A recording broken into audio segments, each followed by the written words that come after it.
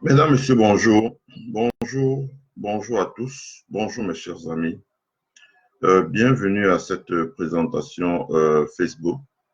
C'est une présentation qui sera en replay sur la chaîne YouTube JMTV+, ainsi que sur le site internet Jackie Moifo TV+. Ma présentation de ce jour est une présentation intitulée un moment, s'il vous plaît. C'est une présentation intitulée euh, euh,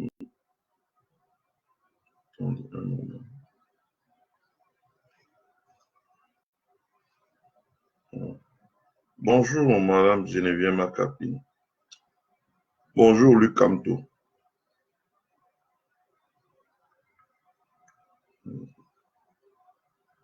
Un instant. Voilà, ma présentation de ce jour est une présentation intitulée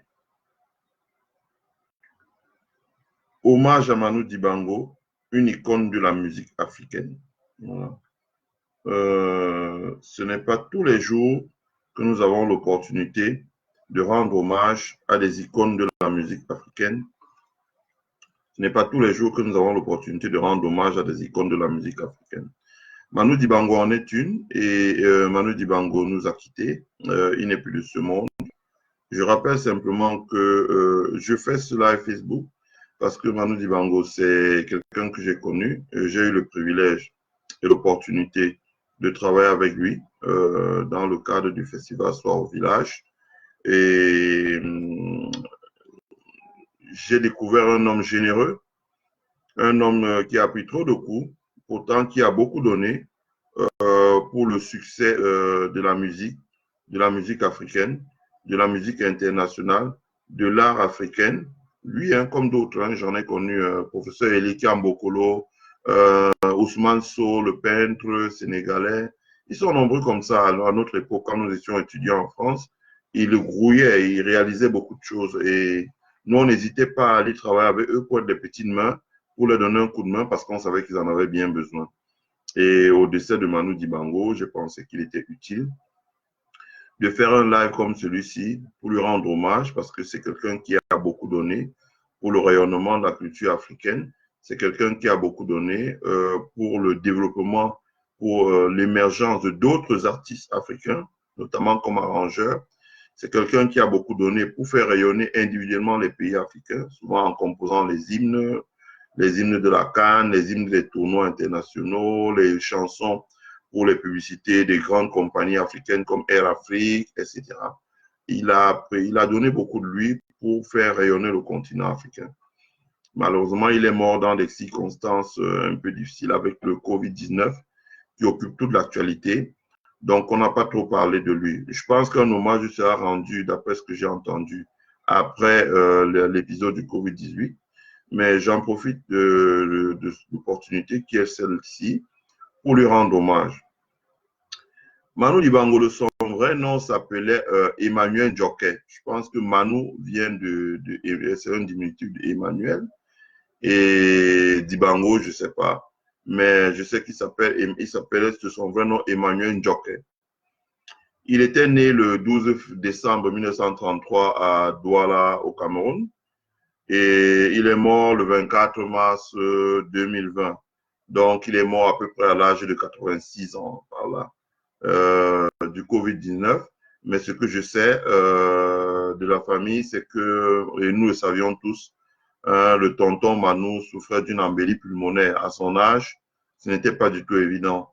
Donc, il fallait surtout qu'il évite une complication. Or, vu son métier, et vu les erreurs qui ont été faites sur le Covid-19, on n'a pas communiqué très tôt sur la dangerosité et le confinement. Je pense que quelques jours bien avant, peut-être 1 ou 2 mois avant, il avait dû se retrouver dans une zone contaminée et la maladie du Covid-19 a ajouté à son embellie pulmonaire, a eu raison de sa santé et de sa ténacité et de son hygiène de vie. Paix à son âme, qu'il repose en paix. Je profite ici pour transmettre mes condoléances sincères à sa famille, surtout à Georgia, avec qui on a beaucoup travaillé quand nous étions volontaires au festival Soir au village dans la ville de Saint-Calais, qui repose en paix. Il a fait sa part dans le monde qui est actuel. Et nous sommes ses enfants, nous sommes ses petits-enfants. On n'hésitera pas à rendre hommage et puis à voir ce qu'on pourra faire dans les années à venir pour perpétuer son nom, son œuvre, et voilà. Voilà. Manu Dibango était un saxophone, un vibraphone. Donc, vous connaissez tous les photos de Manu, saxophone, mais il faut dire que Manu Dibango jouait tout type d'instruments. Hein. On l'a vu jouer à la guitare, on l'a vu jouer en privé, on le voyait surtout jouer au saxophone et au piano. Il était très bon dans le piano. D'ailleurs, les camarades de sa génération racontent qu'à l'époque, déjà, il y avait des cours de piano et de solfège. Et Manu était un as du piano et du solfège. Je pense que c'était un bon pianiste, un bon joueur de piano, un bon joueur de solfège également. Son style musical, c'était le jazz, la funk et la musique traditionnelle africaine. Je dis bien musique traditionnelle africaine, parce que ce n'est pas une musique traditionnelle sawa, contrairement à ce que j'ai vu certains dire. Manu Dibango, en privé, d'ailleurs, pour la petite anecdote, c'est lui qui influence Yannick Noah, parce que Yannick Noah, je me rappelle bien, j'étais là, lorsqu'il finit sa carrière de tennisman, il veut se lancer dans la musique. Donc, il s'appuie sur un orchestre qui existait déjà, qui s'appelait, qui va rebaptiser les Nzamzam. Il va vouloir travailler, voilà. Et il veut s'orienter plutôt vers le Bikutsi, parce qu'à l'époque, les têtes brûlées, Atebas, Apache, Zanzibar, qu'on appelait de son vrai nom Épémé Théodore, essayaient de se frayer un chemin en Europe. Ils étaient très bons, ils auraient pu se frayer un chemin avec leur musique, mais malheureusement pour eux, il n'y avait pas de discipline et d'ordre dans leur groupe. Donc Yannick Noah pensait qu'il pouvait reprendre ça à son compte, instaurer la discipline et faire du Bikutsi. Je pense que, je me rappelle bien du contexte de l'époque, c'est Manu Dibango qui va conseiller à Yannick Noah de faire de la musique universelle, c'est-à-dire qu'en s'appuyant sur les canons de la musique, l'instrument, les textes, et bon, voilà, il pourrait mettre une variante, une consonante africaine en disant, d'ailleurs, il le disait en privé, qu'il n'y a pas de musique africaine, il y a la musique. Voilà. Après, maintenant, les gens peuvent faire un tube avec une consonante en empruntant des rythmes africains, en empruntant des rythmes cubains. Hein, par exemple, en empruntant le rythme voilà, jazz afro-cubain, en empruntant les rythmes comme la rumba zaïrois, etc. Ou en empruntant le makossa, comme le Manu Dibango a emprunté les rythmes chers au makossa. Voilà, quand il chante, par exemple, on dit Bala au Cameroun, et on voit bien les rythmes makossa, etc. Ou bien la chanson que Michael Jackson avait, où Michael Jackson avait copié le rythme, Makossa, etc. Donc Manu Dibango, c'était ça. C'était quelqu'un qui jouait de la musique, voilà, comme il le disait lui-même, mais il disait qu'on pouvait emprunter des rythmes venant de divers composants. Manu Dibango est arrivé en France en 1949. Il est arrivé en 1949. J'aime beaucoup le parcours de Manu Dibango parce que de mon passage en France, j'ai connu beaucoup de Camerounais de la génération de Manu Dibango. Je ne vais pas citer beaucoup de noms là. Je profiterai ici pour rendre hommage à Niobé. Je ne sais pas ce qu'il est devenu aujourd'hui. Le vieux Niobé, vraiment, quand nous arrivions au campus universitaire en France, à nos 17 ans, les vieux Niobé, c'est des gens qui allaient à 55 ans. Non. Depuis l'époque là, je pense que, je ne sais pas, ça fait quelque chose depuis 25 ans aujourd'hui. Je ne sais pas ce qu'il est devenu. 55 ans, voilà, ça dit qu'il doit être dans les 80 ans. C'est la génération de Manu Dibango. Il y a également le vieux Njapité Koé Joseph. Je ne sais pas ce qu'il peut être devenu. Si quelqu'un écoute ce live ou se regarde cette présentation et peut nous aider à retrouver ces personnes-là qui sont dans la Sarthe, sûrement, qui n'hésitent pas. Donc ça, c'était la génération de Manu Dibango. C'est des gens qui se connaissaient bien. C'est des gens qui étaient arrivés dans la Sarthe et qui avaient le plaisir de nous dire qu'à l'époque, ils étaient arrivés en France, qu'il n'y avait pas d'avion pour venir en France. Donc, dans les années 45 à 50, il n'y avait pas d'avion pour venir en France. On venait en France par le bateau. On empruntait le bateau au port de Douala et on venait avec le bateau jusqu'au port de Marseille. Et on descendait au port de Marseille et on se dispersait dans la France. Donc, sur ce, Manu Dibango, lui, il est arrivé en France par le...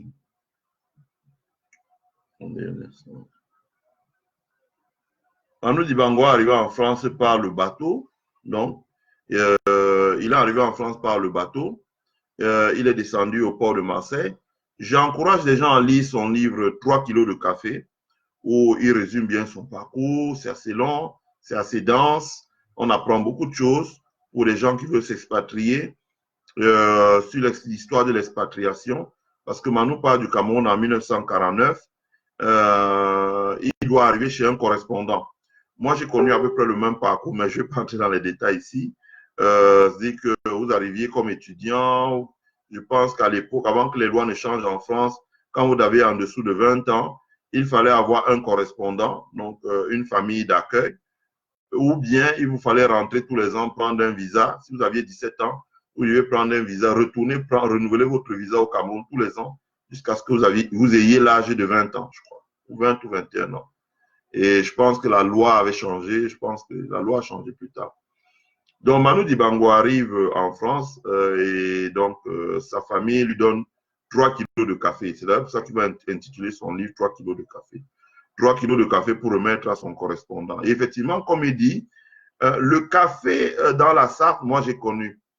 Lorsqu'on fait du café vraiment qui vient d'Afrique, parce qu'on mélange là et on vend dans les gens, la mettre qu'on vend dans les supermarchés. Lorsqu'on grille vraiment du café venu d'Afrique là, torréfié, et qu'on le grille dans les cafetiers et qu'on fait du café, ça répand une telle odeur dans le coin que c'est tout le monde qui sort pour venir chez celui qui fait le café et vouloir boire une tasse de ce café. Donc, comme dit Manu Dibango, lui, quand il part du Cameroun, il n'a que 3 kilos de café et ça vaut de l'or. Donc, il arrive à Saint-Calais, il arrive d'abord par bateau au port de Marseille. Et au port de Marseille, il va ensuite emprunter la route ou le train pour allier la ville de Paris. Et à Paris, il va rallier la ville de Le Mans. Et de Le Mans, il va emprunter la route pour arriver à Saint-Calais. Juste pour que vous ayez une idée. En 1949, il n'y avait pas le TGV. Il n'y avait pas le corail. Il y avait le train. Je me rappelle un jour avoir emprunté ce train-là au départ de Paris pour la ville de Le Mans. Je pense que nous étions arrivés quand le dernier TGV était parti, le dernier corail était parti, et on a emprunté ce train qui partait de Paris. Je pense que oui, le train là partait de Paris à 16 h. Les prochains trains devaient être aux alentours de 18 h. Alors nous, on n'a pas compris. On n'a pas voulu attendre 2 heures. On s'est jeté dans ce train-là. C'est des trains qui roulent très lentement et qui s'arrêtent dans tous les petits villages. Et nous sommes partis de Paris à, je pense qu'à 16 h, je pense. Et nous sommes arrivés à Le Mans 5 heures plus tard. Ça veut dire qu'aux alentours de 21 h. Donc, imaginez donc le nombre de jours que Manu Dibango a mis, comme il dit lui-même, ça faisait 1 mois pour partir de Douala arriver à Marseille et 1 mois pour partir de. Et vous imaginez le nombre de jours, ça doit peut-être faire 1 semaine pour partir de Marseille et rejoindre Le Mans. Donc, ça n'a pas été facile pour le pauvre Manu. Le pauvre Manu arrivait à Saint-Calais pour faire des études et c'était pas facile. Je pense que c'était moi j'ai écouté les anciens cours. C'était un brillant étudiant, c'était un bon étudiant. Mais dans le contexte de l'époque, ce n'était pas facile parce que Manu Dibango arrive dans une ville de Saint-Calais où il n'avait jamais vu de noir. Les habitants de Saint-Calais, ils n'ont pas peur de le dire parce qu'ils disent que ce n'est pas raciste, ce n'est pas du racisme. Eux n'avaient jamais vu, comme ils disent, un homme de couleur. Donc, ils n'avaient jamais vu un homme noir, donc comme Manu Dibango. Et Manu Dibango va être le seul noir dans le coin. Donc, ça ne va pas être facile pour lui. Au lieu d'être, il sera comme un objet de distraction, si je puis dire un peu. Donc, la légende raconte d'ailleurs que quand il pleuvait, on laissait Manu Dibango au soleil pour voir si la couleur ne va pas disparaître. On le laissait sous la pluie pour voir si la couleur ne va pas disparaître. Donc, le regard des autres, la méfiance des autres, psychologiquement, c'était dur. Et je pense qu'il fallait gérer ça. Il fallait gérer l'éloignement de la famille. Il n'y avait pas de moyens de communication en dehors des lettres qui mettaient 1 mois pour partir, 1 mois pour revenir. Donc, je pense que tout ça, la solitude, la pression, on était en 1949, ont eu raison du pauvre Manu qui, pour déstresser, a dû abandonner ses études à un niveau et se lancer dans la musique parce que, bon, ça le permettait un peu de déstresser. Mais, comme il le dit lui-même, il était bien accueilli, simplement que les gens du coin n'avaient jamais vu un noir. Pour que vous imaginez à l'époque, les Français, en cette époque-là même, étaient méfiants vis-à-vis des Espagnols, des Italiens. N'en parlons pas des Allemands. Donc, à partir du moment où ils étaient méfiants vis-à-vis des Espagnols, des Italiens, je ne parle même pas des Allemands, il y a de fortes raisons que Manu Dibango, dans le coin, ne ressemblait pas à un enfant du... Voilà, c'était un objet de distraction. De distraction. Donc, ça n'a pas été facile pour le pauvre Manu. Donc, pour contourner tout ça, Manu Dibango va créer le festival Soir au village. Il va créer le festival Soir au village.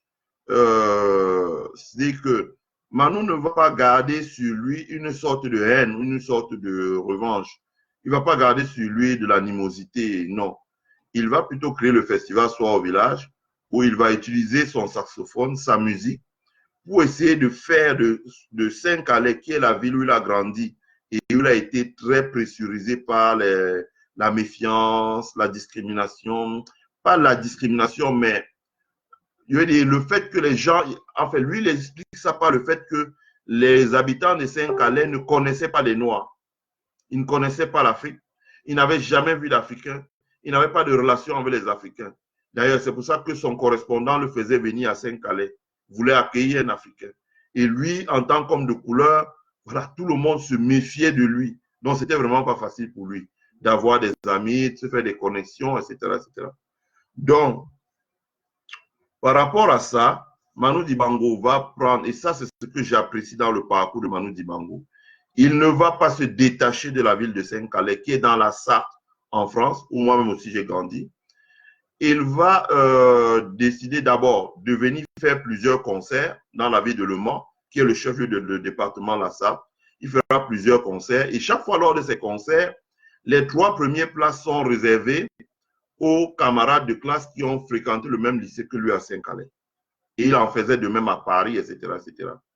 Donc, ça va naître une sympathie pour lui, les habitants de Saint-Calais.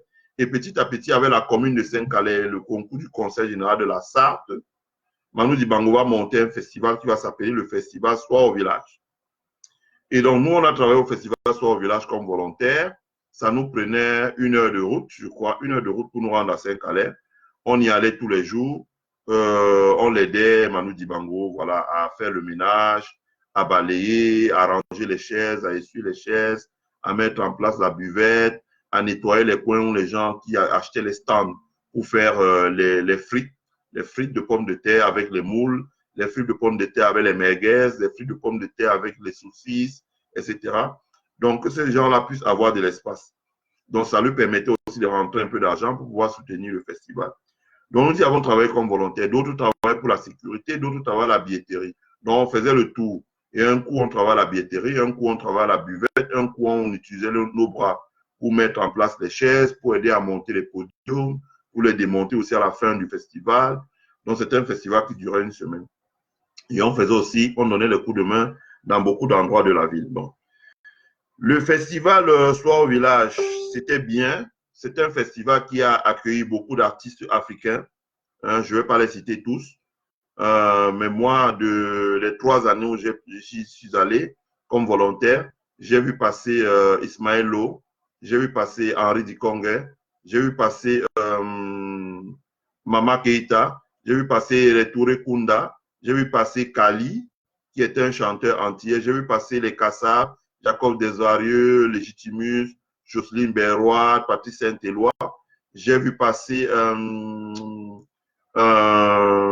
Papa Wemba, j'ai vu passer Lino Buenaventura, bref, j'ai vu passer beaucoup d'artistes africains et noirs. Manu Dibango avait beaucoup de connexions sur le continent africain, avec des artistes qui venaient de partout, et n'hésitaient pas à les faire venir, faire leur premier pas et se faire découvrir au Festival des musiques de Saint-Calais. Voilà. Il travaille aussi beaucoup avec les chorales, les chorales, les artistes en herbe français pour leur donner leur chance de pouvoir chanter sur les podiums voilà, lors de son festival. Il travaille beaucoup avec la chorale parce qu'il pensait que les chorales, les conservatoires, c'est des endroits où on apprend vraiment la musique. Manu Dibango, si vous avez l'occasion de discuter avec lui en privé, pensez qu'on apprend pas la musique en tapant, comme il disait lui-même, sur les casiers de bière. Pakala, pakala. Voilà. Il pensait que la musique, c'est un métier noble qui doit s'apprendre dans une école qui s'appelle un conservatoire. Et donc, il faisait venir des musiciens qui étaient au conservatoire français. Il a aussi fait jouer beaucoup de musiciens français. Moi, j'ai vu Pascal Sévran, qui faisait de la musique, qui faisait de la télé. J'ai vu Pridi Printemps, qui était une chanteuse française, qui faisait de la musique. J'ai vu Jean-Louis Aubert, j'ai vu Renaud, j'ai vu Louise Attaque, j'ai vu Trio. Bref, il y avait beaucoup d'artistes français qui aussi qui venaient jouer à son festival. Voilà. Donc, Manu Dibango a fait beaucoup au point de vue de son festival. Et progressivement, le festival Soir au village de Manu Dibango à Saint-Calais s'est transformé et est devenu un grand festival de la musique où beaucoup de musiciens venus de partout dans le monde venaient jouer. Et surtout, c'est important, progressivement, il a transformé ça en une place. Pour ceux qui connaissent bien, bon, je vais pas, j'ai posté une vidéo sur mon mur où on le voit bien, Anatole Compaoré Zodo, qui était un Burkinabé, qui était un grand promoteur culturel. Voilà des gens qui soutenaient Manu Dibango. Il est toujours vivant d'ailleurs, Zodo. Armand Maignan, je crois qu'il est décédé, paix à son âme, qui était le stratège de conseiller de Jack Lang. C'est lui qui avait conseillé à Jack Lang de mettre en place la fête de la musique et c'est lui qui avait travaillé pour que la fête de la musique se répande en France. C'est vrai que tout le monde dit Jack Lang, mais c'était M. Armand Maignan. Voilà. Donc Armand Maignan était un grand ami de Manu Dibango et ils ont réussi à faire que, à côté du festival Soir au village dans la ville de Saint-Calais, on puisse greffer un autre type d'activité avec l'Office du tourisme de la ville de Saint-Calais. C'était les activités de vente de nourriture de tous les coins du monde, la nourriture antillaise ou caribéenne, si vous voulez, la nourriture africaine, la cuisine française, bretonne, espagnole, tout ça. Il a aussi réussi à faire que lors de ce festival-là, on arrive à vendre des choses comme les masques, les objets d'art, les vêtements, qu'il y ait des défilés, etc. Les gens qui viennent de partout, qu'il y ait la comédie. Donc, pendant l'été, Saint-Calais devenait un endroit où il y avait énormément d'attractions touristiques qui précédaient et qui procédaient, c'est-à-dire qui venaient avant et après le festival Soir au village de Manu Dibango. Et ça a eu un gros impact sur l'économie de la ville de Saint-Calais en termes d'emploi, en termes de soutien au petit commerce, en termes de développement de l'activité économique, du tourisme, de l'accueil, de la construction des hôtels, etc., etc., etc. Et je pense que pour tout l'ensemble de son œuvre, je ne me trompe pas, Manu Dibango va recevoir une médaille. Je crois que c'est la Légion d'honneur ou bien c'est le Grand Cordon des Arts, je ne sais pas, quelque chose comme ça. Mais il va recevoir une médaille voilà, à la présidence de France, je crois que ce sera le 14 juillet. Et nous en étions tous fiers parce que l'ensemble de son œuvre est vraiment abondant. Voilà. Donc, comme je l'ai dit, Manu Dibango aussi va lutter contre le racisme parce que n'oublions pas qu'on était à une époque, la génération de Manu Dibango, c'est une génération qui a grandi, a connu l'apartheid en Afrique du Sud. Il y avait l'apartheid en Afrique du Sud. On en parle très peu, mais Manu Dibango est celui qui a fait les arrangements de la plupart des chansons de lutte contre l'apartheid. Ça veut dire qu'il écrivait et il donnait à des chanteurs qui chantaient et lui faisait des arrangements en studio pour que la musique soit bien. Manu Dibango a été l'un des grands arrangeurs de tous les tubes qui ont été faits, que ce soit Soweto, que ce soit Mandela, Zimo Mandela, que ce soit. Manu Dibango a été celui qui a fait les arrangements de la plupart des tubes ou des chansons qui ont été faites dans le cadre de la lutte contre voilà, l'apartheid en Afrique du Sud. Voilà. Donc, c'était également un musicien engagé à sa façon, parce que, comme je l'ai dit, dans la ville de Saint-Calais en France, il s'est battu pour faire reculer le racisme. Dans la ville de Saint-Calais en France, il s'est battu pour mettre en place un festival qui amenait toutes les cultures du monde à se mettre ensemble dans leur chorale, dans leurs chansons, dans leur art vestimentaire, dans leur art culinaire, dans leur décoration, dans leurs masques, leurs peintures, etc. Et ça faisait de la ville de Saint-Calais un centre de brassage des cultures qui était très bien loin de Saint-Calais qu'il a connu en 1949. Donc, c'est une victoire de Manu Dibango sur la discrimination raciale, sur le cloisonnement des cultures. Le cloisonnement des cultures. Parce que quand vous retournez à Saint-Calais, vous dites, mais pourquoi avez-vous été si distant avec Manu Dibango? Il disait, bah, écoutez, on ne se connaissait pas. C'était la première personne, homme de couleur que nous on voyait. Et il nous a beaucoup aidé parce que en venant installer un festival, il a permis que nous rencontrions les autres et que l'image que nous avions des hommes de couleur soit abattue et tombe au sol. Donc, c'est très important de le dire. Je pense que ça, c'est tout à l'honneur du patriarche Manu Dibango. Voilà. Maintenant, j'aimerais parler de la contribution de Manu Dibango au rayonnement de la culture africaine et de la culture camerounaise. Bon. J'ai lu le reproche sur les réseaux sociaux où il y a des gens, et ça ne manque jamais, et de toute façon ça ne manquera jamais, qui ont dit que oui, Manu Dibango, qu'est-ce qu'il a fait pour la musique camerounaise? J'aimerais rappeler que Manu Dibango, dans son orchestre, les frères Sabaleko, les Vincent Guini, bref, on peut même pas, la liste des musiciens camerounaises que Manu Dibango a pris, joué, formé, elle est grande. Et elle est large, on ne peut même pas s'arrêter. Les Yannick Noir, les Sissi Dipokor, ils sont tellement, les Richard Bona, Henri Dikong, ils sont tellement nombreux, des gens qui ont démarré leur carrière de musicien dans l'écurie de Manu Dibango. Et Manu Dibango les a toujours bien traités, ils ont joué avec lui, fait des spectacles. D'aucuns ont eu une carrière solo brillante, comme les Richard Bona, comme les Henri Dikongé. D'aucuns n'ont pas eu la carrière solo qu'elle méritait. Je pense notamment à Sissi Dipokor. Mais à ce niveau-là, je pense qu'il faut qu'un manager vous prenne et puis voilà, vous prenne en charge. Et puis Sissi Dipokor aimait bien les chœurs, c'était aussi une artiste de studio. Voilà, beaucoup ont travaillé avec Manu Dibango, beaucoup ont bénéficié de son expérience. Pour la culture, le rayonnement de la culture camerounaise quand même, Manu Dibango a été l'auteur des chansons tubes, hein, Soul Makossa, Banaba Cameroun. Moi, c'est celle que j'aime beaucoup, Banaba Cameroun. Hein, Banaba Cameroun, je ne sais pas si on peut l'écouter là, Banaba Cameroun. Attendez, Banaba Cameroun, c'est la chanson tube de Manu Dibango. Qui a vraiment, pour moi, a fait rayonner notre pays partout dans le monde, et on ne devrait lui rendre, on ne lui rendra jamais assez hommage pour ça. Voilà. C'est un tube qui a fait rayonner la musique. Un moment. Voilà. Voilà. C'est cette chanson-ci.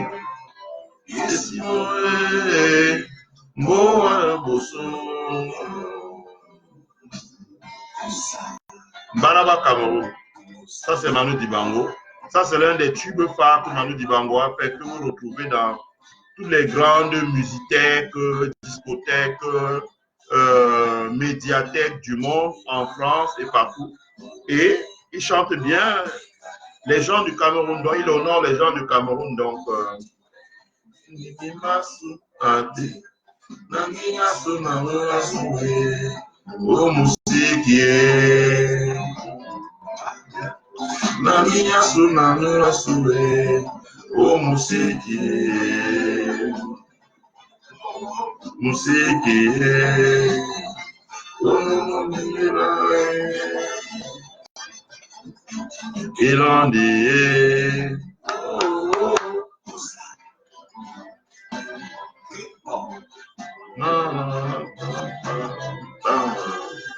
Banaba Cameroun, oh Afrique,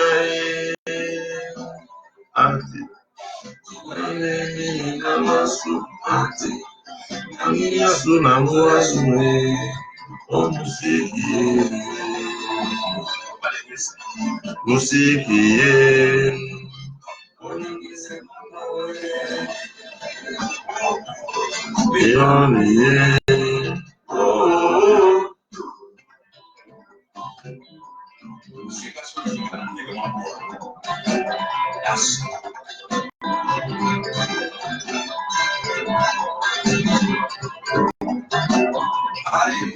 voilà.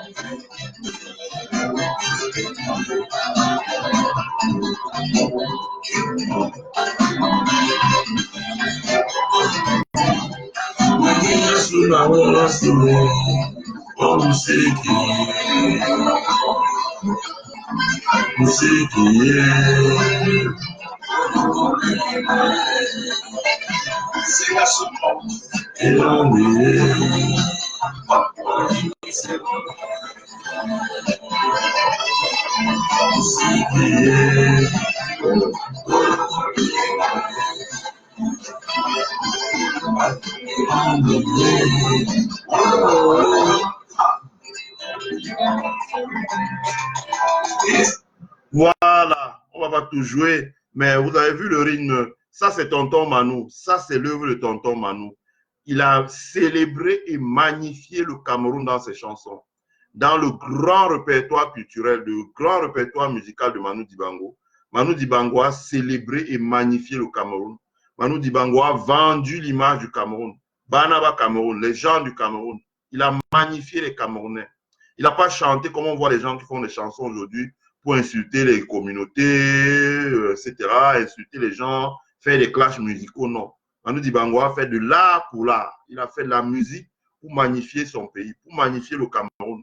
Et jamais, c'est quelque chose que j'aurais toujours, d'ailleurs, je m'en inspire d'ailleurs, jamais je n'ai vu Manu Dibango en public devant des, disons ça comme ça, des Blancs, rabaisser ou dénigrer le Cameroun, quand bien même il avait des raisons de le faire.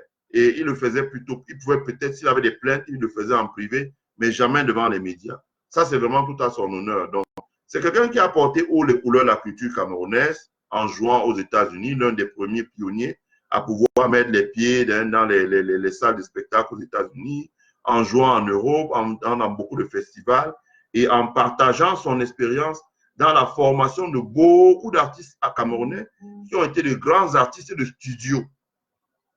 Je rappelle que l'une des forces des artistes camerounais, c'est que peut-être qu'ils ne chantaient pas beaucoup sur les podiums en Europe, mais dans les studios d'enregistrement, les studios d'écriture des chansons, etc., les Camerounais étaient à la pointe du fait du travail de formation, d'encadrement que Manu Dibango avait fait pour qu'ils soient soit des choristes, soit des arrangeurs, soit des guitaristes, bassistes, soit des saxophonistes, etc., etc., etc. Donc Manu a beaucoup contribué à la formation d'une génération de chanteurs. Nous connaissons tous Manu Dibango a chanté pour la CAN 1972. C'était tenu à Yaoundé. C'est Manu qui avait fait la musique officielle de cette Coupe d'Afrique des Nations. Il a composé plusieurs hymnes pour plusieurs événements au Cameroun. Il a encadré les gens comme Francis Kingé, plus tard, qui est devenu le patron de l'Orchestre national du Cameroun, donc la culture. Il a fait beaucoup. Il a fait beaucoup aussi pour la culture africaine. Manu Dibango a fait beaucoup pour la culture africaine. N'oublions pas que du fait de son amitié avec Hervé, et j'oubliais de dire que Manu Dibango a investi 2 fois au Cameroun. Hein. Il a créé 2 grands cabarets dans les années 1960, quelque chose comme ça. Bon, après, le contexte de l'époque a voulu, avec les difficultés que rencontrent tous les investisseurs au Cameroun, que ça n'ait pas marché comme il voulait. Manu Dibango a fait rayonner la culture africaine. Manu Dibango a fait rayonner la culture africaine parce que c'est lui qui a... je rappelle d'abord qu'il a travaillé, il a monté et travaillé à l'expansion d'un grand cabaret, le plus grand cabaret musical à Kinshasa, au Zaïre. Ensuite, Manu Dibango a travaillé à la mise en place d'un orchestre national en Côte d'Ivoire, d'un conservatoire, sous Houphouët-Boigny. Et cet orchestre national en Côte d'Ivoire a formé énormément d'artistes ivoiriens. C'est-à-dire que la génération des Baïs Pinto, la génération des Monique Seka, Nayan Kabel, la génération des, comment on appelle celle-là, qui a chanté avec Bébé Manga. Donc, Manu Dibango est celui qui avait posé les jalons des... On voit vraiment que les musiciens ivoiriens de cette époque faisaient de l'art pour l'art. Ils faisaient de l'art, ce n'était pas l'histoire que les DJ faisaient avant. Et d'ailleurs, c'est pour ça que les Ivoiriens reviennent encore sur le devant de la scène avec la musique, des tubes qui sont bien élaborés. Donc, Manu Dibango a été le patron de l'Orchestre national en Côte d'Ivoire, où il a formé beaucoup de talents, où il a enseigné la musique, il a posé les bases de la Côte d'Ivoire au plan musical. Donc, il a travaillé beaucoup pour la culture africaine. Manu Dibango a prêté son image pour la promotion des grandes marques de produits et de services africains. Ceux qui connaissent Air Afrique, moi j'ai été à l'école en France avec les enfants, la directrice commerciale de Air Afrique. les Camara, leur maman s'appelait Madame Camara, mais je vais parler dans plus de détails, elle ne tarissait pas d'éloges sur Manu Dibango. Voilà. Avec la fameuse publicité où Manu Dibango était comme ça, où avec son saxophone, toutes les prises de vue, les chansons qu'on faisait jouer dans les avions de Air Afrique, voilà, pour que les gens puissent voyager à l'aise. Ça, c'était le travail de Manu Dibango. Donc, Manu Dibango a apporté du sien dans la promotion de la culture africaine. Donc, il a formé d'abord les musiciens africains, il a travaillé en Afrique à la formation des Africains, il a prêté son image, il a composé des musiques pour la promotion des biens et des services fabriqués en Afrique, il a utilisé son talent pour faire rayonner l'Afrique au plan international et il n'était pas sectaire. À chaque fois qu'il organisait une manifestation, il était panafricaniste. Ça veut dire qu'il ne disait pas, voilà, je suis camerounais. Moi, je prends par exemple le festival Soir au village, il ne disait pas, oh, je suis camerounais, Sawa, et donc le festival Soir au village, je vais faire venir seulement les artistes Sawa qui vont jouer. Non, il faisait venir l'excellence. Si l'excellence se trouvait au Sénégal avec Ismaël Lo, il faisait venir Ismaël Lo. Si l'excellence se trouvait au Mali avec Amadou et Mariam, il faisait venir Amadou et Mariam. Si l'excellence se trouvait au Congo avec Papa Wemba, il faisait venir Papa Wemba. Si l'excellence se trouvait au Gabon avec celui qui est décédé aussi, paix à son âme, Pierre Akendengue, et celui qui chantait Mbane, oh, j'ai oublié son nom. Il les faisait venir. Il faisait venir des gens de partout en Afrique. Les Roga Roga, Extra Musica. Papa Manu Dibango faisait les faisait. À l'époque, ils n'étaient même pas Extra Musica. À l'époque, ils étaient encore Wenge. Même Wenge, ils n'étaient pas encore séparés, BCBG. Moi, je les ai vus jouer Wenge. Après, ils se sont séparés, BCBG, JP Piana, Extra Musica, de Roga Roga. Mais moi, je les ai vus quand ils étaient encore, ils chantaient Saddam Hussein. Manu Dibango les a fait jouer au festival Soir et Village. Donc Manu Dibango était vraiment profondément panafricaniste. Il avait une vision africaine de la musique. Il avait une vision africaine de la culture. Il n'était pas sectaire. Il était très attaché à des hommes de culture comme Ousmane Sow, le Sénégalais, des hommes de culture comme Eliki Ambokolo, le grand historien de la culture et de l'histoire africaine, le Congolais. Il avait des gens d'Afrique du Nord et il faisait de l'art pour l'art. Voilà. Il était très à l'aise pour faire les arrangements d'un musicien sénégalais, pour faire les arrangements d'un musicien congolais, pour faire les arrangements d'un musicien malien, pour faire les arrangements d'un musicien ivoirien. Pour lui, il faisait de la musique tout court. Voilà, le vieux Manu. Donc, il a beaucoup contribué au rayonnement de la musique camerounaise, il a contribué au rayonnement de la musique africaine. Aussi, c'est important, Manu Dibango a beaucoup contribué au rayonnement des médias et des hommes de médias. D'abord parce qu'il était très ami avec Hervé Bouge. Hervé Bouge, vous connaissez qui est Hervé Bouge? C'est l'homme qui a créé les NAM, les STIC au Cameroun. Et il avait créé les STIC à la demande du président Aïdjo. Et il était resté longtemps au Cameroun. Après, il est revenu en France. Je pense qu'il doit être décédé aussi, Hervé Bouge déjà. Il est revenu en France, il a travaillé dans des chaînes comme TF1, il a dirigé plusieurs chaînes de télévision en France.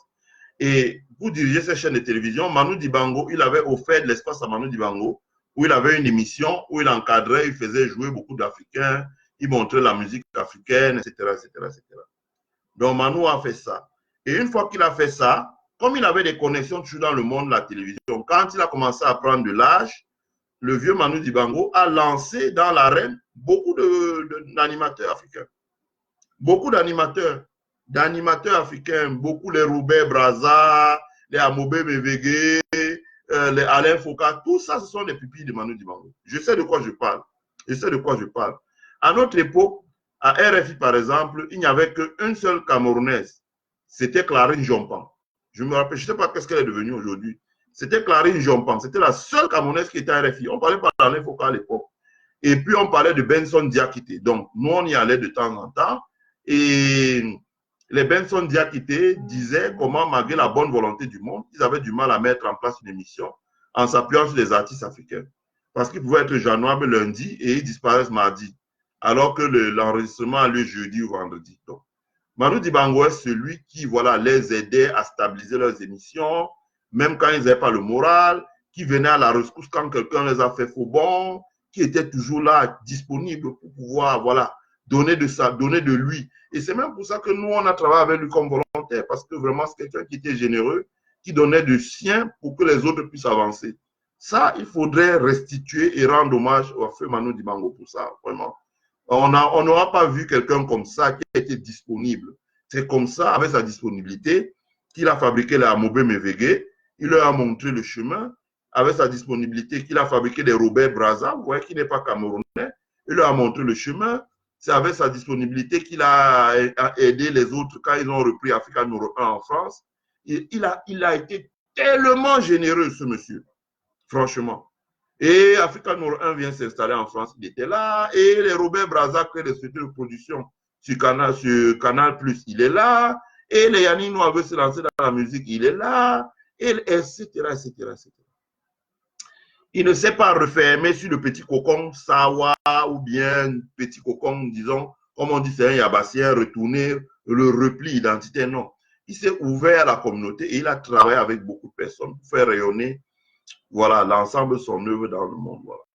Donc, je pense que Manu Dibango a beaucoup contribué au rayonnement des hommes de médias. D'abord parce qu'il a été un précurseur, il a fait de la télévision, il a animé plusieurs émissions sur la 2, sur la 3, etc., sur la 5. Et ensuite, parce qu'il a encadré les jeunes générations. Moi, j'ai suivi le témoignage d'Amobe Mevege qui a dit que depuis l'âge de 14 ans, il connaissait Manu Dibango. Et je pense que ces gens n'auraient jamais réussi sans lui. Mais aussi, moi, je me rappelle le festival Soir au village et je l'ai dit, Manu Dibango n'aurait jamais monté le festival Soir au village sans l'apport d'une femme comme Denise Epoté. Denise Epoté a beaucoup aidé Manu Dibango. J'étais là.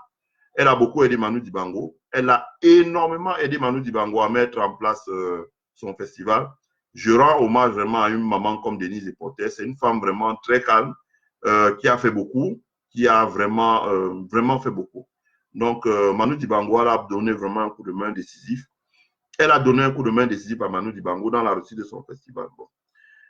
Les regrets de Manu Dibango, je dirais que les regrets de Manu Dibango, je ne vais pas parler pour le défunt, mais moi j'ai quand même entendu le défunt qui nourrissait toujours ce projet de venir en Afrique monter une académie où il pouvait un conservatoire, voilà, un conservatoire, il appelait ça, un conservatoire où il pouvait former les gens à faire de la musique, à faire de l'art.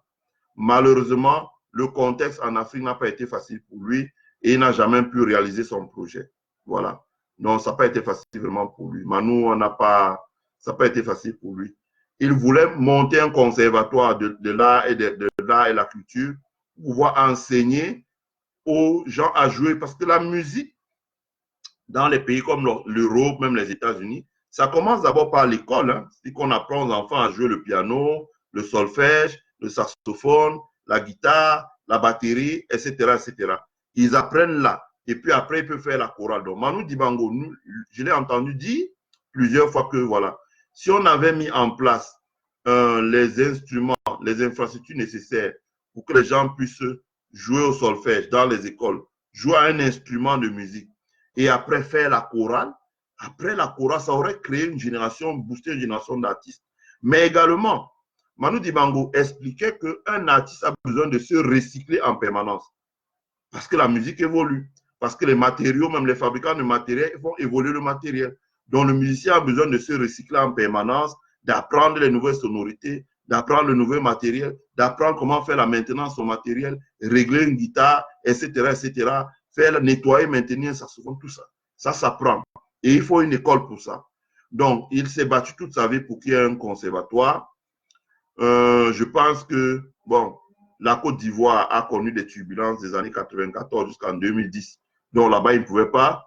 La RDC, qui était l'un des grands pôles où pouvait avoir la musique, a eu des difficultés avec la chute de Mobutu et puis tous les désordres qu'il y a eu. Et puis le Sénégal, bon, ça a fait que ça a plombé les espoirs de Manu Dibango. Son pays, le Cameroun, de naissance, n'étant pas prêt à l'accueillir.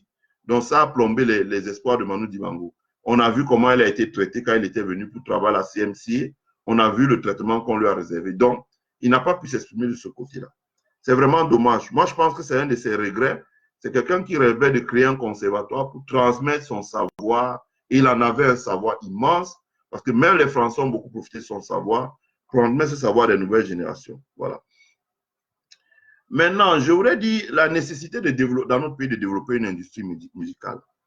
Alors, d'abord, il faudrait que nous changions la perception que nous avons des artistes musiciens. Bon.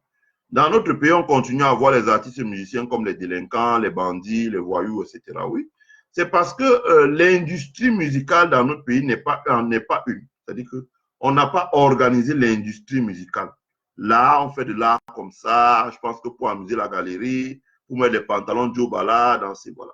C'est-à-dire qu'il n'y a pas l'industrie du showbiz chez nous. Et au moment où nous perdons une icône de la musique comme Manu Dibango, qui est une icône africaine et camerounaise, africaine et internationale, il serait temps que dans notre pays, on ouvre un vrai débat sur que sera demain le futur de l'industrie musicale.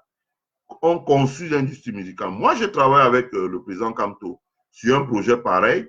C'est un projet qui existe. Je pense qu'il doit faire à peu près 12 pages. Et la nécessité de mettre en place une vraie industrie. Il avait consulté des gens comme les Isidore Tamo. Il avait consulté beaucoup de monde. Et on avait fait quand même un document qui était bien. Et n'oubliez pas aussi qu'il était entouré de gens comme Bassero, qui sont des artistes, etc. Donc, qui s'étaient penchés sur ce problème-là. La nécessité de mettre en place une industrie. Voilà. Parce que l'art aujourd'hui est un business. L'art est un business. La musique est un business. La peinture est un business. Les tableaux, hein, vous voyez comment on vend les tableaux, on dit voilà, 6 millions de dollars à juger, etc., etc. La musique est un business. Regardez vous-même le développement de la musique avec les applications comme Pandora. Je pense qu'il y a beaucoup d'applications. Hein.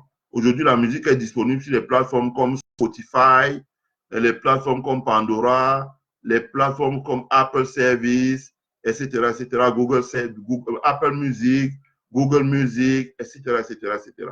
Donc, la distribution de la musique a pris l'ampleur, etc. Amazon Music, hein, pour tous les gens qui ont Amazon Prime, vous avez Amazon Music. Donc, il y a tout ça. La peinture, voilà, le cinéma, hein, les arts plastiques, tout ça, c'est la culture qui brasse énormément d'argent dans le monde dans lequel nous vivons. Je pense qu'il est temps qu'on ouvre une réflexion sur qu'est-ce qu'on fait dans notre pays pour développer la musique.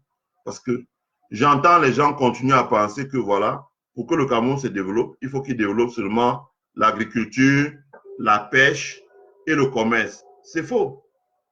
La musique, c'est une industrie. Et l'avantage de la musique, c'est que ça ne consomme pas beaucoup de main-d'œuvre, ça ne consomme pas beaucoup d'énergie, ça ne consomme pas beaucoup de matières premières. C'est une création de l'esprit. Donc, ça ne pollue pas l'environnement. C'est juste une création de l'esprit. À partir du moment où c'est une création de l'esprit, la probabilité que la musique se développe et génère beaucoup d'argent en termes de ressources sur les droits d'auteur, sur les droits voisins, etc., etc., c'est important. Je rappelle les droits d'auteur. Vous utilisez, vous exploitez l'œuvre d'un artiste musicien pour vendre la boisson, vous faites tourner votre restaurant, votre hôtel, dans un avion, dans vos bus, dans une soirée, etc., vous devez payer les droits d'auteur. Et quand vous payez ces droits d'auteur, les musiciens rentrent en possession de leurs droits d'auteur. Les droits voisins, c'est un peu pareil. Donc, moi, je pense qu'il faudrait qu'on ouvre le débat dans notre pays sur comment on fait fonctionner l'industrie musicale. D'abord, à la formation, pour que nous puissions sortir régulièrement les talents. Ça, c'est ce que moi, j'entendais dans l'oreille du vieux Manu Dibango, hein, avant son décès, qu'il nous fallait faire beaucoup de formation pour faire fonctionner les talents. Il nous faut pour sortir les talents et permettre aux talents de se régénérer en permanence. Il fallait faire beaucoup de formation. Il fallait créer des écoles de musique, intégrer la musique dans le curriculum des études qu'on apprend aux enfants à l'école primaire et au secondaire, de manière qu'au sortir de l'école primaire et au secondaire, chaque enfant camerounais puisse pouvoir jouer un instrument musical. Ça, c'était le vœu de Manu Dibango. Voilà. Il disait que c'était la base, le sous-bassement. Ça, c'était un mot qu'il utilise beaucoup. Il disait que c'était le sous-bassement pour pouvoir faire la musique. Voilà. À partir du moment où les enfants peuvent apprendre à jouer un instrument à l'école primaire, à l'école secondaire et faire un peu de la chorale, ils peuvent déjà se mettre dans un orchestre et ça permet déjà de créer des talents. Ça, c'est important. Ensuite, il y a ce qui fait vivre la musique, c'est les droits d'auteur, les droits d'exploitation, les droits de reproduction mécanique. Bref, tous ces droits qui sont associés à la musique là et qui ne sont pas payés à nos artistes. Je pense qu'il est temps qu'on ouvre une discussion pour pouvoir voilà, régler cela. La musique est également le premier support ou la matière première qui fait vivre plusieurs commerces. hein, l'industrie des jeux vidéo, vous avez la musique à l'intérieur. La publicité, vous avez la musique à l'intérieur. La communication, vous avez la musique à l'intérieur. Le voyage, le tourisme, les festivals, hein, etc., etc., etc. Vous avez la musique à l'extérieur. Par exemple, pour composer la publicité, ou quand vous regardez les publicités, même sur YouTube, il y a toujours la musique. Donc, il y a la nécessité de réhabiliter la musique. Et puis, les films, par exemple, au cinéma, regardez des gens comme Ennio Morricone, l'italien. Je parie que beaucoup de Camerounais ne connaissent pas qui est Ennio Morricone. Je ne sais pas si Geneviève Macaping est encore dans le live. Elle pourrait dire Ennio Morricone. Ennio Morricone, c'est un compositeur italien qui a composé beaucoup de musique de films, par exemple. Voilà. Il faisait la musique, mais la musique de films. Quand vous avez des films comme Le Bon, la Brute et le Truand, vous entendez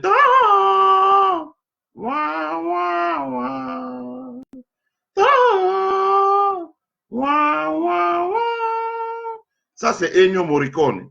Et Ennio Morricone a composé beaucoup de musique comme ça là, seulement pour l'industrie du cinéma. Donc la musique, c'est divers et varié. On peut faire la musique pour l'industrie du cinéma. On peut faire la musique pour l'industrie du jeu vidéo. On peut faire la musique pour la publicité. On peut faire la musique pour la communication. On peut faire la musique pour faire danser les gens. On peut faire la musique pour beaucoup de choses. Donc, il est temps, mais la base de ça, c'est qu'il y ait énormément de formation, une grosse dose de formation pour former les gens, pour que les gens puissent être en power à pouvoir délivrer un album qui soit de bien meilleure qualité. Et donc, je pense que Manu Dibango en parlait tout le temps. Voilà.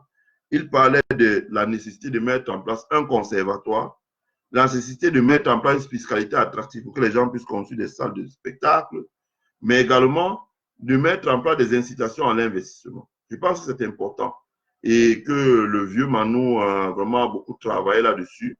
Et bon, l'œuvre d'un homme n'est pas parfaite. Et je pense qu'il faudrait que les gens en prennent conscience parce que quand on dit au Cameroun que les artistes... Moi je vois par exemple, hein, je ne vais pas ouvrir une polémique. Hein, je n'ouvre pas une polémique là.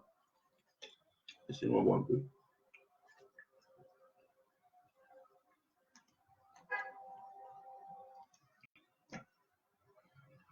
Je n'ouvre pas une polémique là, mais j'ouvre pas une polémique. Mais moi, je dis une chose. La question des droits d'auteur au Cameroun. Tous les jours, on entend les artistes camerounais se plaindre en disant oui, vraiment, nos droits d'auteur, etc. On est pauvre, on meurt pauvre. Senghia, la route diamant, s'est fait amputer d'une jambe. Les gens sont vraiment dans la dèche, comme on dit. Et on a déjà le vieux Manu qui est parti du coronavirus. Combien pourrait? On n'en sait rien, vu l'état précaire dans lequel il se trouve. Or, ce qui se passe, c'est que lorsque la question de comment on fait pour que nos artistes sortent de la misère, on dit non, il faut faire des cotisations. Moi, je ne pense pas. Je pense que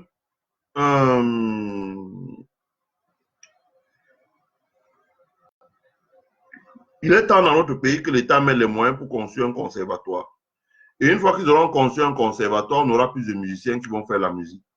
Et une fois qu'on aura plus de musiciens qui vont faire de la musique, de qualité, pas les histoires qu'on tape sur les bouteilles, là, quand ils vont faire la musique de qualité maintenant, ils pourront également faire la musique dans divers segments, je dis bien, pour le cinéma, pour la publicité, pour la communication, pour le lunch, ça veut dire que les hôtels, les restaurants, la musique reposante, lounge, comme on dit, etc.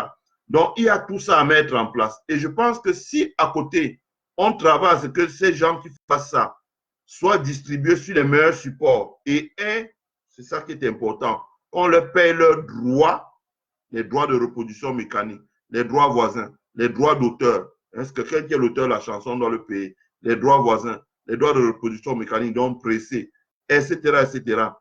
Si on met de l'ordre là-dedans, il n'y a pas de raison que nos artistes ne vivent pas bien et que nos artistes soient même ceux-là qui puissent soutenir beaucoup d'autres secteurs d'activité. Parce que ce n'est pas bien quand on continue à maintenir que les artistes sont pauvres au Cameroun.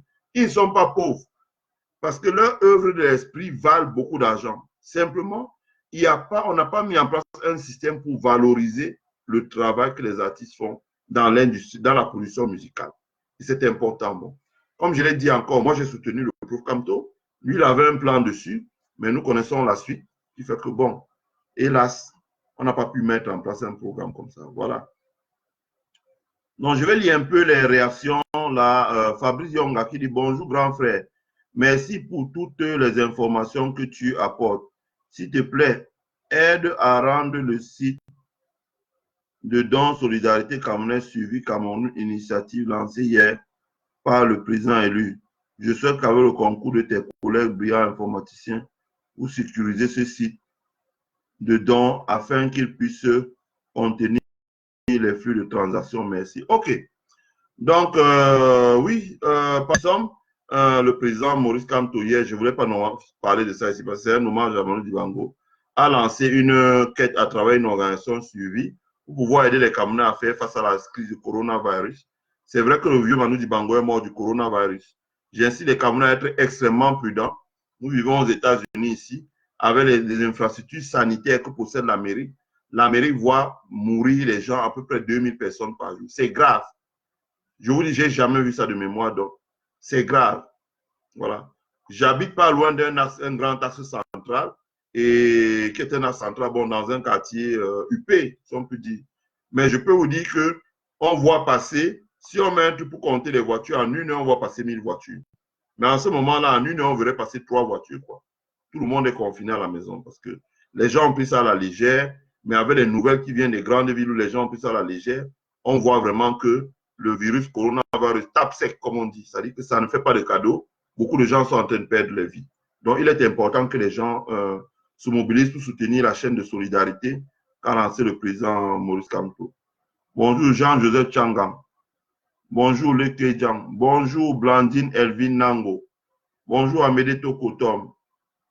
Bonjour Sylvie Karok, Fancho Chamo. Bonjour Gilbert Fonchom, Mireille Kwenga, Eugène Gondi. Voilà, bonjour. Bonjour Gaston Chokote. Ouais, nul n'est prophète chez toi, chez soi. Voilà, Gaston Chokote, il s'agissait de Olivier Ngoma, le Gabonais qui a joué avec Manu Dibango. Bonjour Tessie Soleil. Et non tant quoi, bonjour. Diago Tanifo, bonjour. Ouais, petit pays, bah, je ne vais pas parler de petit pays ici, mais petit pays est très indiscipliné et n'est pas très sociable. Voilà, je ne vais pas trop le descendre là. Bonjour, Henri Dikongue. Voilà. Que dit Tessie Soleil? Ouais, partagez, partagez, oui. Bonjour, Claudian Diefo. Bonjour, Claudian Cha. Bonjour. Voilà, Manu Dibango est une icône en Italie. Normal. Voilà. C'est-à-dire qu'il a connu les Pavarotti, etc., etc., etc. Et Jeanne Gondi, voilà, Morricone, il a tellement influencé même, les samples de la hip-hop, même influencé Quincy Jones, voilà, voilà, et Dr. Dre, voilà. Ennio Morricone, voilà. Il y a des gens comme Ennio Morricone, Jean-Michel Jarre, ils sont nombreux, hein, Enya, qui font de la musique sans parole, c'est seulement la musique instrumentaliste. Et cette musique-là est utilisée pour tous les grands films de cinéma, des grandes séries télé, etc. Ça, c'est la musique de Ennio Morricone, qui était un Italien, je crois bien, oui, en effet. Et j'aime Gondi et Gaston Chokon, tu as raison. Voilà. Kiki Blomel dit, OK. Christiane Kameni, merci beaucoup. Merci. Voilà. Je vous remercie. Je vous remercie d'avoir suivi cette présentation. Je vous retrouve plutôt demain. Demain, nous allons faire une présentation qui va s'intituler Le futur et le devenir de l'économie de la région de l'Ouest. Le futur et le devenir de l'économie de la région de l'Ouest. Donc, dans ce direct Facebook, nous allons traiter de la question de le futur de l'économie de l'Ouest. Nous allons faire une analyse stratégique en montrant les forces en présence, hein, en montrant la diaspora, en montrant les élites, en montrant la population, la force de travail, l'impact de l'éducation, etc., en montrant les lacunes sur lesquelles nous butons et comment on peut faire pour corriger cela. Et après ça, on fera des lives pour parler des infrastructures qui doivent être mises en place pour que cette région de l'Ouest soit émergente. Voilà, les ports secs, les aéroports, les hubs logistiques, les marchés de gros, les universités, les écoles polytechniques, etc., etc., etc.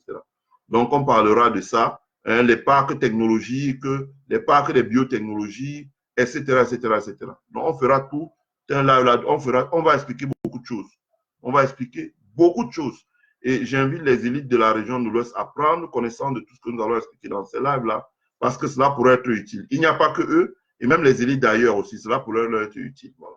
Je vous remercie, je vous souhaite à tous et à toutes de passer une bonne journée, et ciao, ciao, ciao.